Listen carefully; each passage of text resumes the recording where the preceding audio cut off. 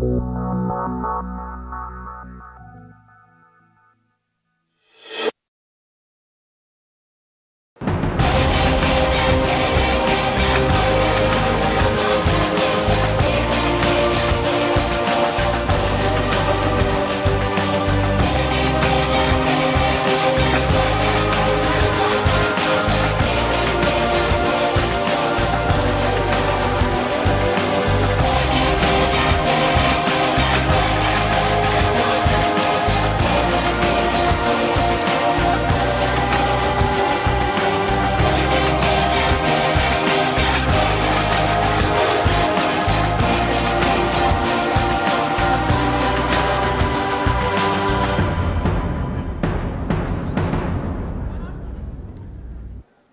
bien, voici donc nos 13 candidats de Pôle Emploi, nos 9 candidats, nos 4 animateurs, qui ont planché pendant ces 2 journées et pendant que vous vous reposiez en atelier sur une mission qui leur était impartie, et ils vont maintenant nous en rendre compte en petite demi-heure.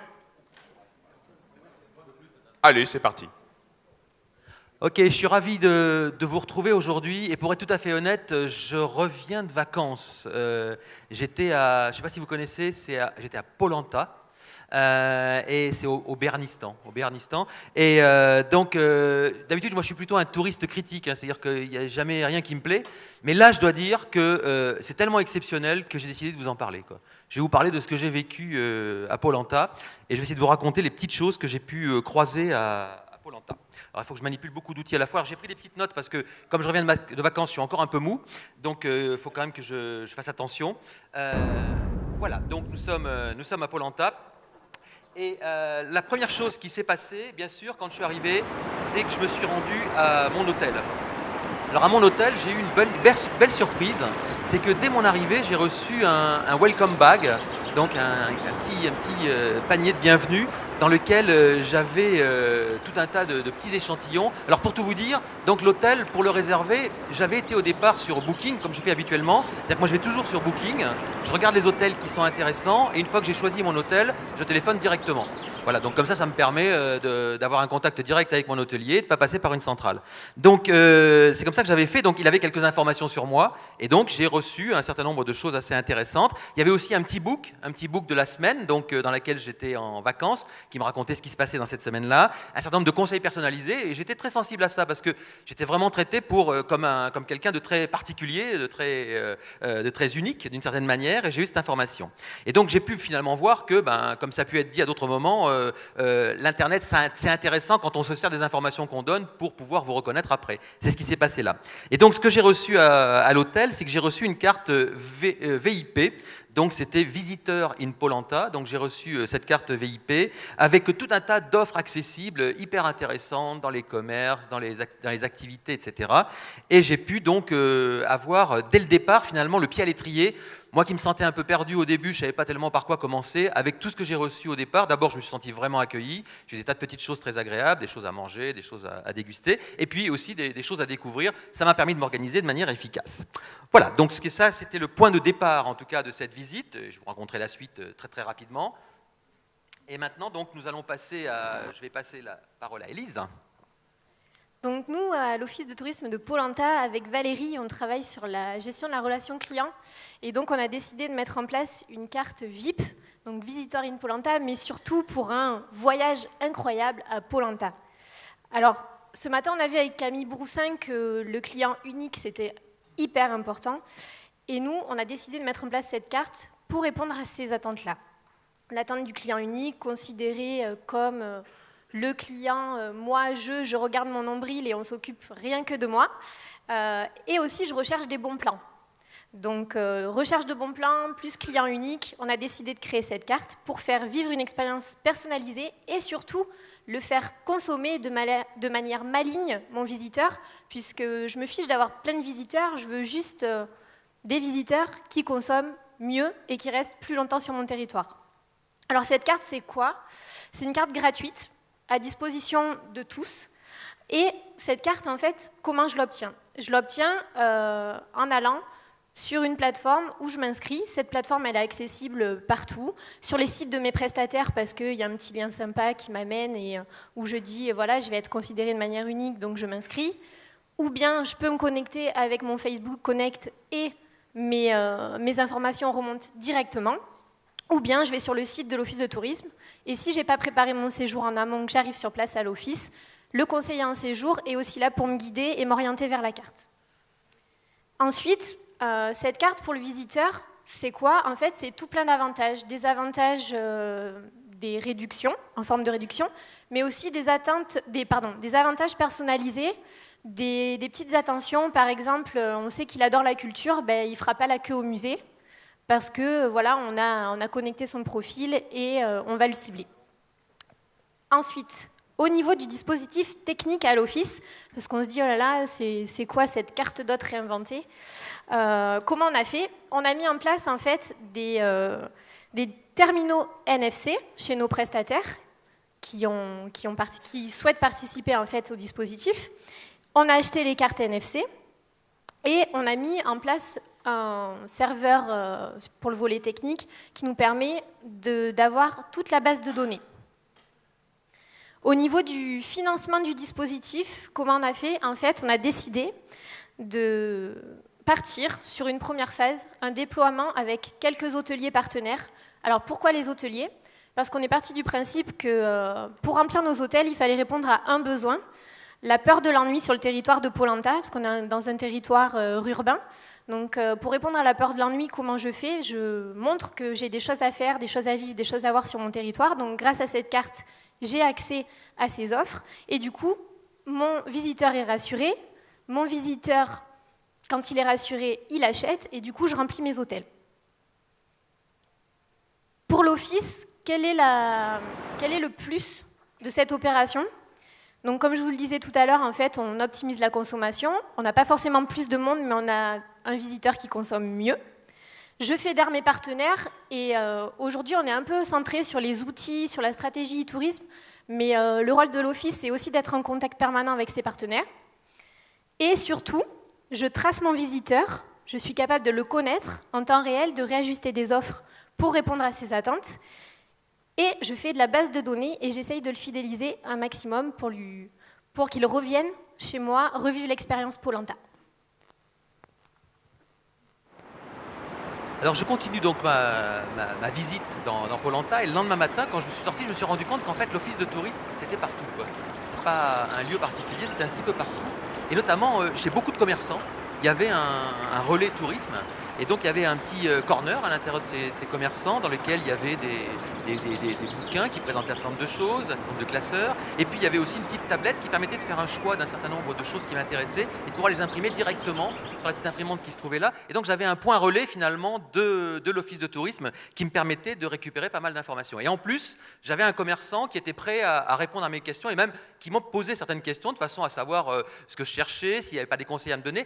Eux-mêmes, d'ailleurs, n'hésitaient pas à me donner un certain nombre de conseils, une certaine façon des conseils éclairés, parce qu'ils donnaient leur avis par rapport aux choses qu'ils pouvaient voir. Et moi, je dois dire que c'était très rassurant de voir ces commerçants qui pouvaient à la fois m'accueillir, s'intéresser à mon séjour, et pas seulement au fait que j'étais un client potentiel, et me donner les conseils qu'ils pouvaient me donner derrière. Donc ça, c'était la première chose, c'était ces relais de tourisme qui me permettaient de trouver de l'information un petit peu partout, sachant que on n'est pas toujours à côté de l'office de tourisme, et là, on a toujours un commerçant relais qui se trouve sur son chemin. Deuxième chose qui a été très surprenante pour moi, ça a été un certain nombre de points dans la ville qui étaient en fait d'une certaine façon des oasis numériques. C'est-à-dire qu'en fait, il y avait des points de rendez-vous qui permettaient de dire à cet endroit-là, à cet endroit qui était marqué par des objets design assez originaux et assez singuliers. C'est un lieu qui est fait pour les visiteurs de notre espace et qui est fait pour que vous puissiez venir trouver un certain nombre de choses. À la fois, je pouvais trouver à proximité de cet endroit-là une connexion Wi-Fi qui me permettait de me connecter de manière efficace, éventuellement un branchement électrique qui me permettait de recharger, si j'en avais besoin, mon outil de navigation, quelques sièges qui étaient là, suivant les endroits, c'était arrangé un petit peu différemment suivant les différents endroits de la ville. Il y avait aussi une petite sonorisation assez discrète qui permettait d'avoir des sons assez agréables. Certains endroits, c'était des sons d'oiseaux, d'autres endroits, il y avait des bruits de montagne, il y avait des bruits d'animaux, enfin, c'était assez marrant. Il y avait aussi des odeurs, donc il y avait vraiment, c'était multisensoriel, il y avait pas mal de choses qui s'y passaient, il y avait un diffuseur d'huile essentielle qui permettait d'avoir des choses assez intéressantes.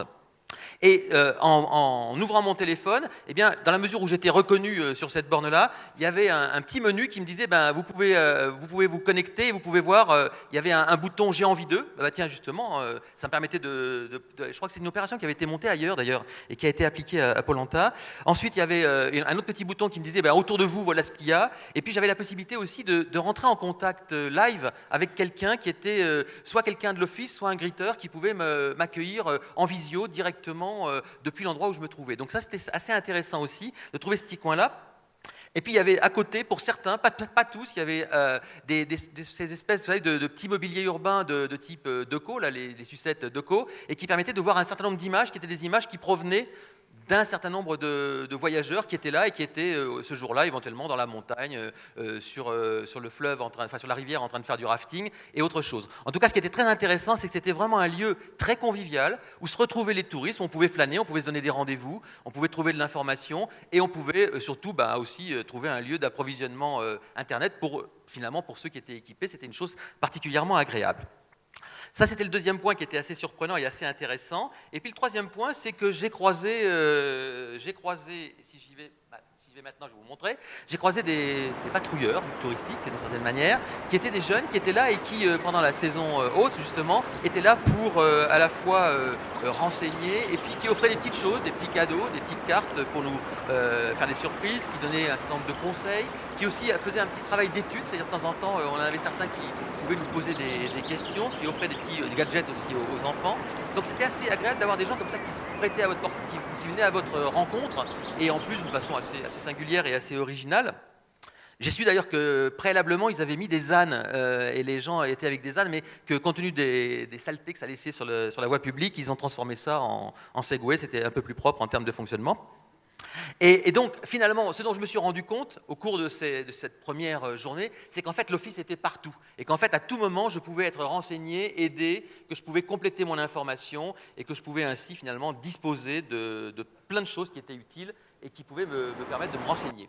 Alors... Donc bonjour, moi je suis Paul, donc responsable accueil à l'Office de tourisme. Donc effectivement, on a voulu mettre en place à l'intérieur de la ville, exporter l'office et qu'il soit présent un peu partout, donc autour de trois actions principales.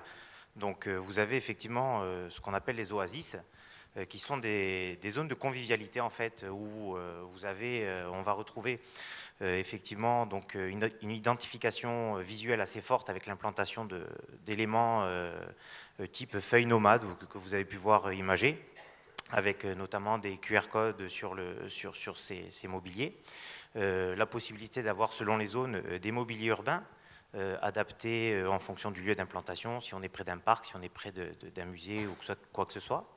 Des aménagements spécifiques avec des expériences sensorielles ou auditives qui sont diffusées tout autour de cette zone pour prolonger un peu cette idée de dépaysement et d'arriver dans une zone sympathique d'échange, de convivialité. On a également mis sur ces zones, bien évidemment, un accès Wi-Fi, des zones de recharge de matériel électrique sécurisé, bien sûr, et sur certaines zones, des sucettes vidéo, donc avec un écran qui présente les informations, les vidéos d'expérience client qui sont, vous le verrez un peu plus tard, reprises ailleurs et qui permettent de vivre un peu au jour le jour ce qui se passe à Pôle-emploi. Donc effectivement après on a trois types d'accès à de l'information pour le client qui vient sur ces oasis. Une action de type j'ai envie d'eux, qu'on utilise bien sûr sous licence, et ça coûte assez cher effectivement, heureusement que ça marche, c'est déjà pas mal. Une notion donc cette notion de j'ai envie d'eux reprend, en fait on est maillé toujours avec ce système de carte VIP où on a les informations clients, donc avec les préférences, ce qui permet de faire remonter, parce que les bornes sont équipées d'NFC, donc ce qui permet de faire remonter au client l'information qui le concerne plus directement, et également de la même façon pour ce qu'il a autour de lui. Et on a effectivement en troisième approche, c'est le conseil en ligne. Donc on a des conseillers en séjour qui peuvent être aussi parfois des greeters selon les moments, qui sont disponibles, qui se rendent disponibles pour répondre à une question pratique ou pour donner de l'information supplémentaire et plus précise aux clients qui souhaiteraient un peu approfondir sa visite. Bien évidemment, on n'a pas omis tous les gens qui peuvent ne pas être équipés en smartphone, par exemple. Et dans la mesure où nous sommes sur des bornes Wi-Fi, on a un envoi de l'information qui est poussée sur chaque borne, spécifique à l'implantation de la borne, sur les lieux qui sont autour, pour les gens qui viennent directement avec leur ordinateur et qui ne sont pas forcément équipés en smartphone. Le deuxième point dont on a traité, c'est effectivement les relais. Donc on a voulu là aussi avoir une deuxième phase de diffusion de l'information touristique.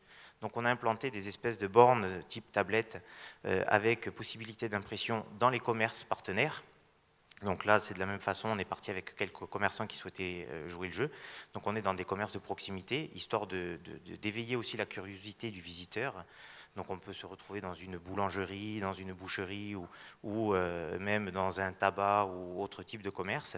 Et là, on va avoir effectivement, toujours pareil avec ce système de NFC, des informations précises qui vont remonter, la possibilité pour les gens qui ne sont pas équipés d'avoir de l'information qu'on peut imprimer ou qu'on peut télécharger sous forme de PDF ou se faire envoyer par mail en s'inscrivant et le recevoir par exemple le soir à l'hôtel quand on est de retour sur son établissement. Le dernier dispositif mis en place, c'est un dispositif qui est un peu plus, qui est différent, qui est un peu plus, on va dire, fun et amusant au sein de la ville. Ce sont nos fameux conseillers équipés en Segway. Donc eux se promènent dans la ville, mais ne font pas du conseil de base, hein, en fait, bien évidemment. Ils sont là pour proposer des cartes surprises, pour proposer des bons plans, inciter les gens à s'inscrire avec la carte VIP, parce qu'il ne faut pas oublier aussi que cette carte, elle s'adresse également à la population locale, pas uniquement aux touristes. Hein. Et donc, proposer un peu de l'incitation à consommation, hein, des commerces et activités alentours. Pour ce qui est de la mise en place technique, bon, on s'appuie effectivement sur la gestion donc, de ces fameuses images qui vous seront présentées un peu plus tard dans le dispositif. On s'appuie sur la base de données qui est en amont gérée par rapport aux cartes VIP et au système d'information touristique. Pour ce qui est des financements, pour tout ce qui est matériel, on a pu bénéficier d'un programme européen et d'un financement région par rapport au fait que nous soyons dans l'innovation. Bien évidemment, nous nous sommes appuyés sur des jeunes entreprises pour tout ce qui est mise en place de ces solutions-là et nous avons fait appel à l'incubateur régional. Et pour ce qui est du fonctionnement, nous nous appuyons en fait sur des partenariats commerciaux, donc à savoir que nos Segway sont badgés et identifiés avec des partenaires, que sur les écrans vous pouvez retrouver des petites bannières publicitaires et que tout ce qui est diffusion sensorielle, expérience sensorielle, notamment d'huiles essentielles et de parfums, sont réalisés par des producteurs essentiellement régionaux qui sont eux aussi mis en avant. Voilà. Alors donc, ma journée a continué, puis le soir, je me suis rendu parce qu'on m'avait indiqué qu'il y avait un événement toutes les fins de journée, il fallait aller à la Grande Place, parce que sur la Grande Place, il y avait un gigantesque mur d'images, qui était un peu la tour Eiffel du lieu, quoi, d'une certaine manière, un lieu assez remarquable. Et là, c'était le rendez-vous des gens qui résidaient dans la ville, et qui était cet énorme mur d'images, il était donc nourri par toutes les images qui venaient des gens qui étaient en vacances dans le coin. Donc qui envoyaient leurs images, éventuellement avec un petit commentaire, éventuellement avec des tweets, etc. Donc là, il y avait vraiment un assemblage d'images absolument incroyable et qui permettait de comprendre tout ce qui se passait sur ce territoire, aussi bien dans la ville que dans les vallées qui se trouvaient plus loin, qui se trouvaient éventuellement sur les gaves, éventuellement un petit peu plus loin, etc. Et c'était assez spectaculaire de voir cette succession d'images qui pouvaient exister. Il y avait aussi des webcams qui permettaient de voir ce qui se passait dans d'autres lieux de la ville, mais aussi d'autres lieux du territoire. Donc ces webcams étaient bien sûr en live. Et en fin de session de cette petite réunion qui avait lieu le soir sur cette grande place, il y avait aussi les photos de tous les nouveaux arrivés qui voulaient bien jouer le jeu et qui étaient les nouveaux arrivés dans la ville, donc ce qui permettait de voir en gros qui étaient les gens qui étaient là. Et ça permettait d'avoir un moment qui était un moment assez sympa. Il y avait aussi d'ailleurs il y avait aussi quelques bêtisiers vidéo qui permettaient de faire des choses assez sympas. Il y avait donc une ambiance plutôt décontractée, plutôt festive et qui permettait vraiment de prendre contact avec cette ville d'une manière moins isolée. Et ça, c'est assez intéressant. Et ce lieu-là était le lieu vraiment rituel. Et après, j'ai compris que, en fait, le matin, il y avait des choses qui étaient publiées, qui permettaient éventuellement de donner des idées pour aller passer sa journée. Et le soir, il y avait une espèce de mur d'images de synthèse de tout ce qui s'était passé dans la journée et des choses particulièrement intéressantes et passionnantes. Et après, donc, ce que j'ai appris, c'est que ce mur d'images, il y avait un programme de Web TV qui me permettait de le retrouver éventuellement dans ma chambre d'hôtel pour pouvoir aller voir encore après plus calmement un certain nombre de choses qui avait été diffusé. Donc voilà, c'était ce mur d'images qui était au centre de la ville.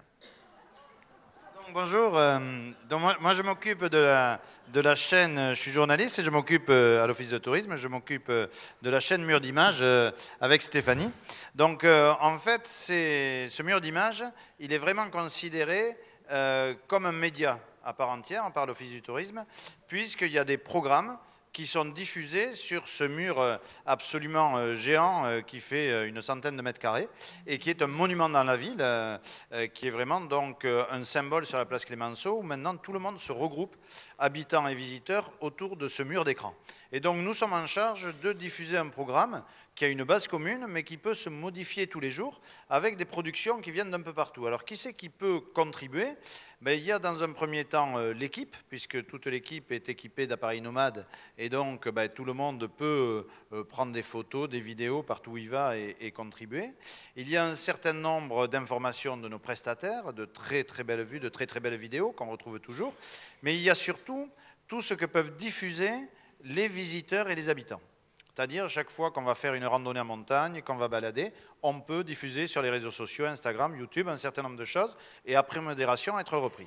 On s'est rendu compte au départ que finalement, il n'y avait pas grand monde qui publiait, pas grand monde qui participait, à part les plus geeks, alors qu'il y avait une proportion beaucoup plus importante de gens qui étaient équipés de smartphones, etc., mais ils n'osaient pas publier. Et en fait, avec notre animateur numérique de territoire, on a mis en place un programme d'ateliers ouverts aux touristes et à la population, où tous les jours, en saison, et puis ensuite hebdomadairement, on peut venir à l'office de tourisme pour vivre nomade et apprendre à se servir de son smartphone ou de sa tablette pour pouvoir réaliser des vidéos, des photos, etc. Et donc maintenant, on a créé un peu une équipe de reporters qui participe pas mal à l'ensemble de ce programme et donc qui diffuse énormément. Et puis, comme ça a été dit tout à l'heure, tous les soirs à 21h30, c'est le moment où tous les nouveaux arrivants dans la ville qui le souhaitent sont diffusés avec un message de bienvenue dans leur langue de préférence sur l'écran. Alors comment on fait? On ne leur téléphone pas à chacun, mais comme dans la CityCard qui est gérée par le service d'Élise qui a été présenté tout à l'heure, on peut accéder avec Facebook Connect. Du coup, chaque individu qui le souhaite donne accès à ces données. Et donc, à partir de ces données, on peut le considérer comme un client unique à qui on parle directement, comme le disait Camille ce matin. Et donc, on l'affiche sur l'écran. Et c'est un programme qui a beaucoup de succès, puisque tout le monde vient voir chaque soir les nouveaux arrivants à Koh Lanta, que ce soit les visiteurs, etc. Et un petit système supplémentaire avec une borne NFC à proximité de l'écran permet de mettre directement sa carte ou son application et de s'afficher directement avec son profil sur le grand écran. C'est très ludique et c'est quelque chose qui marche très bien. Avec ce contenu, ça alimente une web TV, ça alimente l'ensemble du dispositif de mon collègue responsable accueil sur ses sucettes et ses oasis numériques. Et donc, on peut réutiliser et revoir en replay l'ensemble de ce média. Comment on le finance? Parce que quand même, un mur d'écran, ça coûtait cher, puisque c'est un écran très important, donc on parle plutôt de centaines de milliers d'euros d'investissement. Ça a été un investissement largement subventionné, mais aussi, il y a eu une opération d'appel à la population, de crowdfunding, pour dire, vous habitez le territoire de Koh Lanta, vous voulez construire un monument qui sera unique, exceptionnel, etc., participez. Et du coup, beaucoup de gens ont participé à l'investissement. Le fonctionnement, il est assuré par la collectivité, par le service événement, parce qu'on est sur un événement permanent qui, tout au long de l'année, attire énormément de monde. Et finalement, le fonctionnement est relativement faible, puisque le contenu est fourni par les utilisateurs, et que donc on a juste de la gestion matérielle à faire. Voilà. Alors quand le soir donc j'ai voulu aller dîner, j'ai été dîner dans un restaurant parce que quand je suis arrivé dans mon welcome bag, il y avait un petit livret qui m'avait intrigué au départ, qui s'appelait Conseillé par nos testeurs. Et donc quelque part, ce qui s'était passé, à Polenta, c'est qu'ils avaient demandé à la fois aux commerçants, aux différentes personnes qui étaient dans la ville et aux habitants d'aller tester tout un tas de lieux et de donner leur avis, et ils en avaient fait un petit livret. Et donc ce premier restaurant, finalement ça a remplacé ce que je fais habituellement dans d'autres villes, c'est-à-dire qu'au lieu d'aller voir ce TripAdvisor, j'ai regardé sur ce petit bouquin et je me suis dit je vais aller voir le restaurant qui m'a été indiqué. Et donc là j'ai bien sûr, j'ai pas eu de mauvaise surprise dans la mesure où c'était quelque chose qui était conseillé et la personne s'engageait par rapport à ça. Et surtout j'ai été très surpris par le comportement du restaurateur lui-même. C'est-à-dire que le restaurateur, il n'est pas seulement venu me demander si j'avais bien mangé, mais il est venu me demander ce que j'avais envie de faire, etc. Lui-même m'a posé des questions et lui-même m'a conseillé d'autres lieux, d'autres endroits, pas d'autres restaurants, mais il m'a conseillé des lieux que je pourrais utiliser le lendemain parce que lui-même avait eu l'occasion à la saison, avant la saison, d'aller tester un certain nombre de choses et faisait partie de cette équipe de testeurs. Donc quelque part, ce qui était très intéressant, c'est que tous les gens que je croisais finalement avaient une expérience des différents commerces de leur ville ou des différents lieux ou des différentes activités et étaient assez rapides pour pouvoir nous préconiser et nous dire allez plutôt là, allez-y de ma part éventuellement, vous verrez c'est un endroit formidable. Et donc des avis finalement de gens qui ont testé, pas seulement des choses qu'on peut trouver qui peuvent être de manière un petit peu informelle ou un petit peu légère. Donc ça veut dire que là, ce que j'ai senti, c'est qu'il y avait vraiment une solidarité à cet endroit-là, une solidarité entre les différents acteurs, que les gens savaient s'apprécier et qui savaient parler les uns des autres. Voilà, donc c'est ce que j'ai vécu cette soirée-là, et c'était donc ce qui fait qu'après, je n'ai pratiquement plus été pendant mon séjour que dans des lieux que les gens m'ont conseillé. C'est-à-dire que c'était d'un lieu à l'autre, et j'allais d'un lieu qui m'était conseillé par le précédent.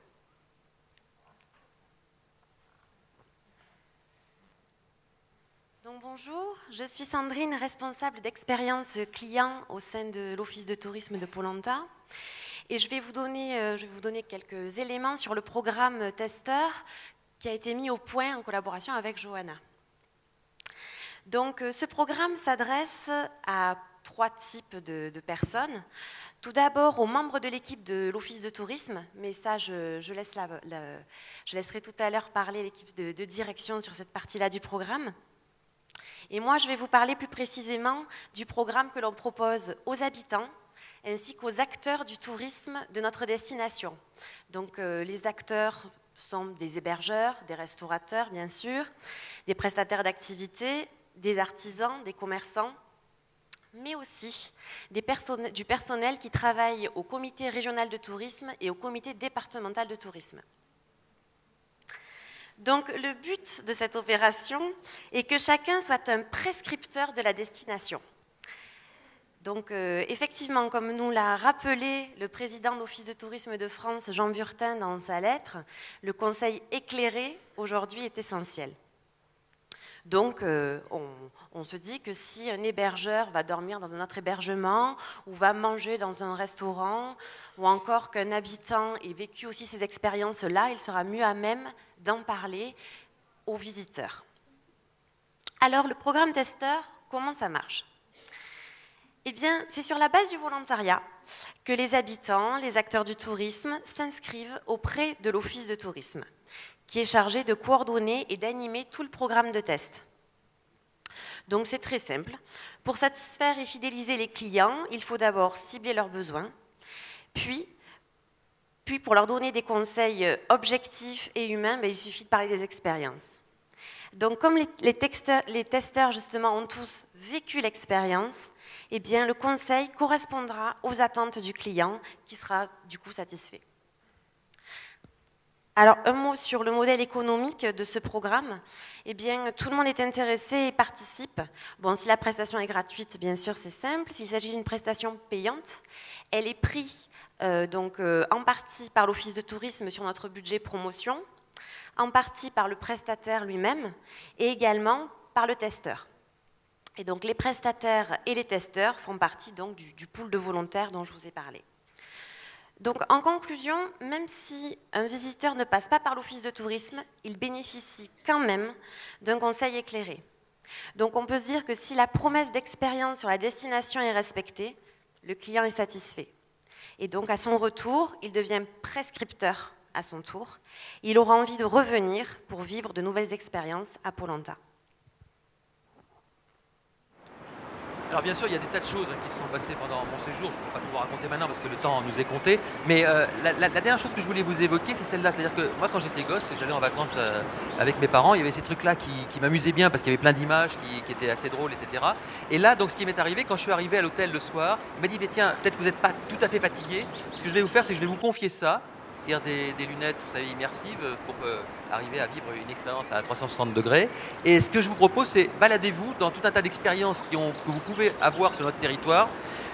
Vous allez avoir finalement tout d'abord une série de photos qui vont vous montrer des choses et si ces photos vous intéressent, vous cliquez et à ce moment-là vous allez avoir des petites vidéos qui vont vous montrer l'expérience derrière. Donc j'ai pu voir ainsi du rafting, j'ai pu voir du parapente, j'ai pu voir des descentes de gaves en canyoning, etc. Donc j'ai pu voir plein de choses et à ce moment-là ça permet de vivre de manière assez intense des expériences et de se faire une représentation autrement qu'en lisant des jolis textes parce que je sais pas vous mais en tout cas on lit de moins en moins, on a plutôt tendance à consulter des images, à aller vite, à consulter des vidéos et là ça m'a permis de faire des choix. Et donc, ce qui était intéressant, c'est que les choses que je pouvais voir et qui pouvaient m'intéresser, je pouvais les commander directement à l'hôtel. Et donc, j'obtenais les tickets qui correspondaient à ces activités que je pouvais faire le lendemain ou le surlendemain.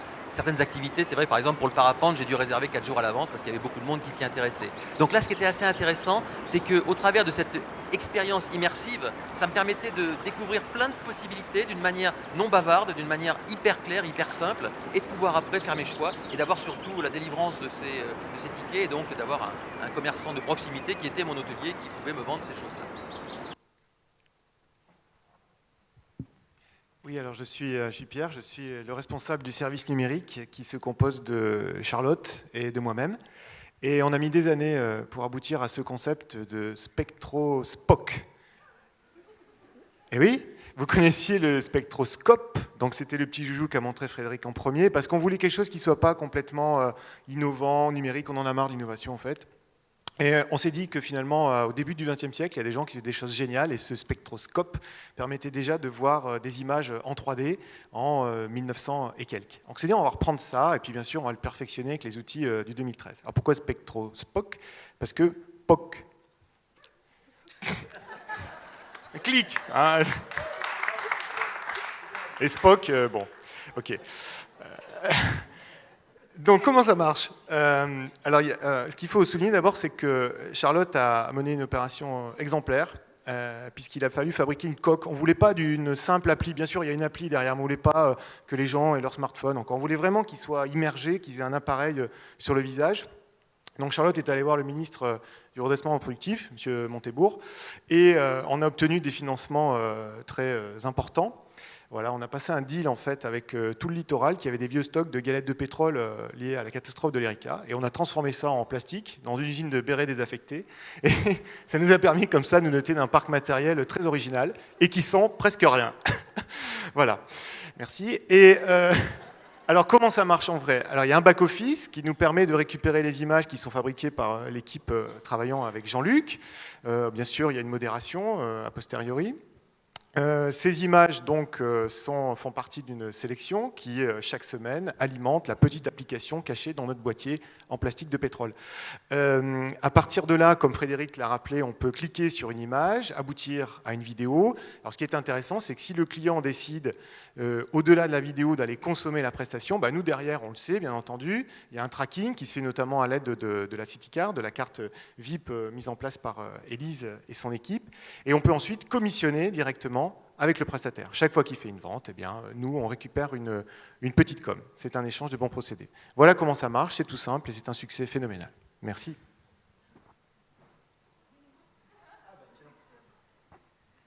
J'attendais le touriste et puis le touriste, il est déjà reparti. Ravi de ces excellentes expériences à Pôle Emploi. Donc, ce que vous avez entendu expliquer par tous nos partenaires là, dans ce projet de Pôle Emploi, c'est tout simplement une évolution de l'Office de tourisme. On a, depuis quelques années, participé à toutes les éditions des rencontres du e-tourisme institutionnel. Chaque année, on en retirait une excellente idée. On a donc mis en place des animateurs numériques de territoire, on a mis en place des managers numériques de destination, on a mis en place des reporters numériques. On s'est questionné l'an dernier, en 2012, sur la notion de destination. Mais finalement, quand on a mis tout ça en place, on s'est rendu compte que c'était autant d'adaptation d'un modèle de fonctionnement de l'office de tourisme qui n'évoluait pas aussi vite que le touriste lui-même dans ses habitudes de consommation, de recherche d'informations. Donc, on a dit, table rase, feuille blanche, et puis on s'est dit, on change tout, et on va positionner l'office de tourisme comme un facteur d'expérience. Alors, pourquoi facteur? Facteur, étymologiquement, c'est celui qui fait. Facteur, c'est aussi le passeur, celui qui vient tous les ans vous demander l'aumône pour le calendrier, mais parce que toute l'année, il vous a apporté tout le courrier que vous attendiez. Et facteur aussi, d'un point de vue plus mathématique, c'est l'exposant, c'est ce qui démultiplie, c'est l'expérience au carré. Ça veut dire quoi? Ça veut dire que concrètement, sur tout ce qui va être support numérique, l'expérience utilisateur va être le point central, le point d'ancrage. On va passer par là avant de faire tout le reste. Ça veut dire que dans notre office de tourisme, il n'y a plus de directeur, il n'y a plus de conseiller en séjour, il n'y a plus d'animateur numérique de territoire ou de comptable. Les prestataires ne sont pas seulement des prestataires, les habitants ne sont pas seulement des habitants. On est tous des facteurs d'expérience, on est tous impliqués dans la chose touristique, dans l'expérience. On se plaint souvent que le tourisme n'est pas considéré à sa juste valeur et sur son rôle de développement économique et de rôle de développement des territoires. C'est peut-être justement parce qu'on n'est pas capable d'impliquer assez largement les personnels et puis les habitants et les touristes eux-mêmes. Donc l'expérience client, vous aurez bien compris la notion d'expérience, on insiste bien là-dessus. C'est la philosophie du projet, c'est le cœur d'esprit de la gouvernance de notre office de tourisme. Et puis pour finir par une image qui a été trouvée très brillamment par ma consoeur, c'est celle de l'orchestre. Dans un orchestre, vous avez des musiciens. Quand vous les écoutez individuellement, parfois vous trouvez que la partition jouée est un petit peu étrange, mais dès lors que vous allez venir ajouter à côté les autres musiciens qui eux-mêmes ont leur propre partition, mais ça donne un ensemble assez harmonieux. Et s'il y a un ensemble assez harmonieux, c'est parce qu'il y a le chef d'orchestre. Et ce chef d'orchestre, c'est pour nous le client et l'expérience qui va vivre et partager de la destination. Et c'est là-dessus qu'on entend mettre vraiment le point d'ancrage fort dans le projet et le déroulement du projet et la mise en place, la mise en œuvre opérationnelle de ce projet dont Catherine va nous parler, Catherine dont c'est l'anniversaire aujourd'hui, et donc vous allez pouvoir faire un grand hurrah, une hola, une chanson, tout ce que vous voulez, elle le mérite tellement fort.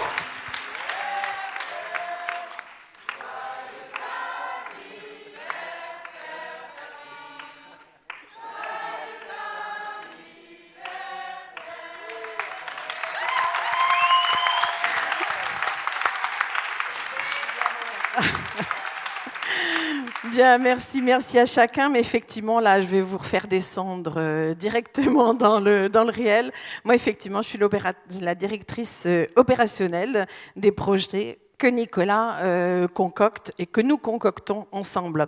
Dans notre nouvelle organisation, comme il vous l'a dit, il y a forcément de l'opérationnel, il y a forcément des choses à organiser, mais l'idée, c'est qu'avec l'équipe que nous avions au départ, nous l'avons gardée. Nous n'avons pas embauché à tour de bras, on a simplement redéployé les compétences et on a fait par une connaissance fine, par une interrogation fine de chacun, on s'est dit qu'est-ce que tu as envie de faire? Alors eux, sur la scène là, ils ont bien déliré sur des projets, mais le concret maintenant, il faut y aller.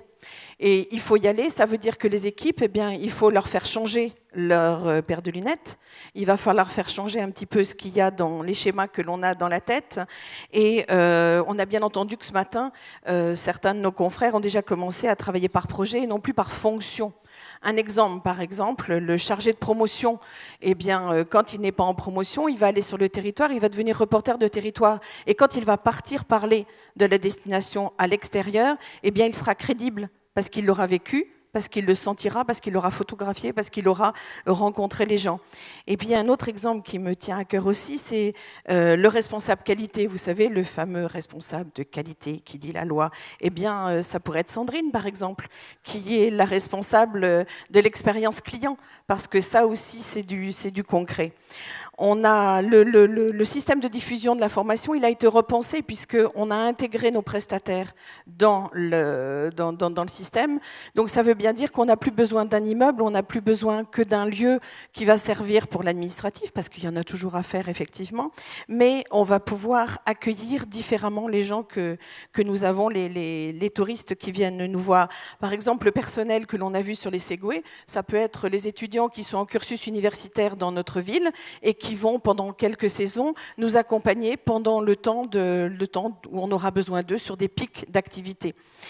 Mais pour animer tout ça, eh bien, il a fallu avoir, je réinsiste, une connaissance très forte du potentiel de chacun, de son envie de changer et l'adaptation. Eh bien, ce qu'on vous dit aujourd'hui, nous sommes en septembre 2013, eh bien, peut-être que quand vous reviendrez l'année prochaine, en septembre 2014, eh bien, ce sera totalement différent parce qu'on se sera adapté à la demande du client qui, lui, est notre véritable chef d'orchestre. Et la transversalité dont on nous parle et on nous rabat les oreilles depuis des années, eh bien, voilà. C'est maintenant.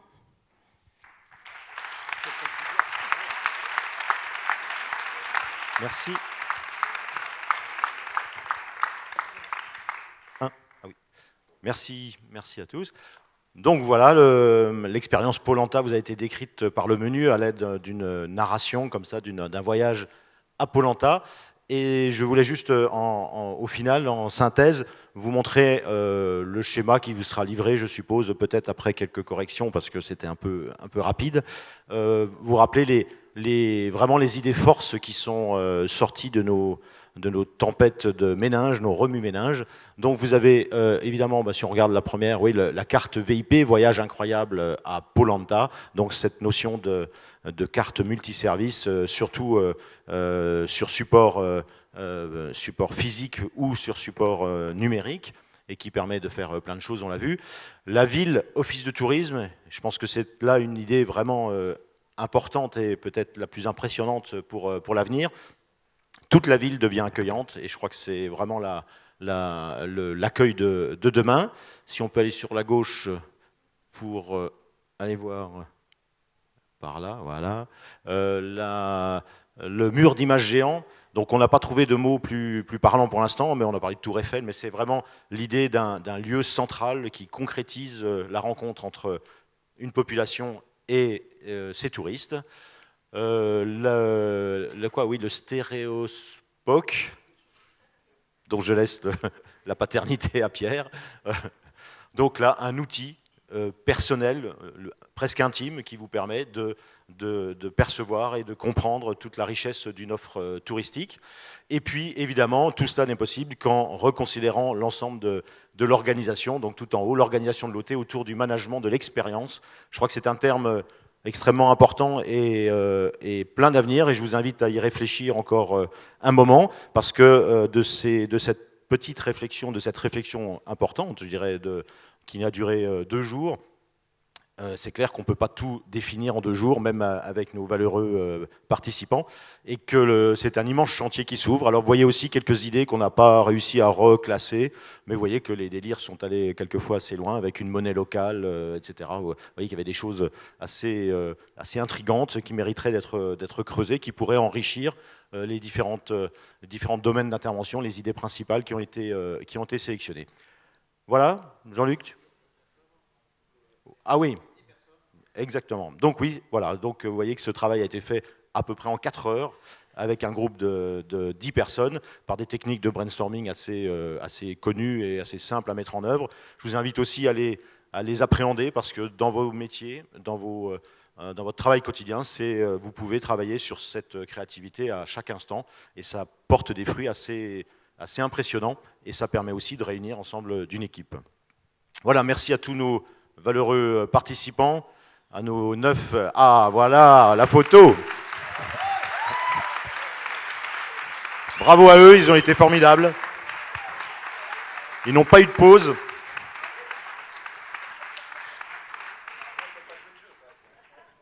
Merci. Bravo vraiment à vous 13 de ce travail qui est fourni, qui bien sûr demandera peut-être à ce qu'on y consacre un peu de temps pour faire un petit peu d'écriture. Frédéric va nous faire une interview effectivement pour pour qu'on puisse avoir un peu plus d'éléments dans un prochain billet du blog. L'idée, évidemment, c'est de vous mettre à disposition toutes ces réflexions, et puis que chacun d'entre vous, peut-être, vienne l'enrichir également de ses propres idées, que chacun d'entre vous mène peut-être des expériences de brainstorming en interne, comme le suggéraient Paul et Jean-Luc, une petite réunion interne sur une journée. Et puis il faut emmener un petit peu de vin quand même pour que ça fonctionne aussi. Alors là, on peut dire que grâce notamment à Sandrine, on a une dégustation qui nous a ouvert les neurones. Et on a été beaucoup plus vite. Et moi, il me semble que dans les participants, ceux qui vont rentrer chez eux, il y a des idées qui ont été sorties qui peuvent être mises en place assez facilement et assez directement. Après, il y a l'organisation générale. Et c'est vrai que moi, je suis toujours étonné, là je l'étais encore, et très heureusement étonné, de la production qu'on peut avoir collectivement quand on se réunit et puis qu'on se lâche, c'est-à-dire qu'on part sans contrainte. Et puis ensuite, on fait, et avec 3 bouteilles de Châteauneuf-du-Pape. Bon, alors je suis en plantage total, j'arrive pas à ressortir du mode plein écran, mais rien de très grave. Et il le fait chaque année, ça, il me semble, en toute fin. Voilà, il finit par hop, nous y voilà. Hop, je vais juste quitter le mode présentation et nous y revoilà. Bah écoutez, il est presque temps de nous dire au revoir. Enfin, vous pouvez rester. Les bars de Boulevard des Pyrénées seront ravis de vous accueillir si vous avez envie de prendre un dernier verre avant de partir. Je vous remercie de nous donner votre satisfaction sur ce travail mené par nos 13 aventuriers. J'ose espérer qu'il sera à la hauteur des efforts qu'ils ont fournis.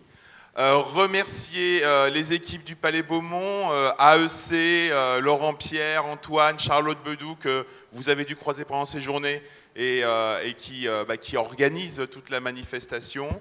Remercier tous nos intervenants, nos animateurs qui ont fait que ces rencontres ont, je crois, été un bon moment de partage. Et puis vous remercier surtout vous qui êtes restés jusqu'à la fin. Et on vous donne rendez-vous l'année prochaine, toujours en Aquitaine, ça rime, pour la 10e. Merci à tous et bon retour.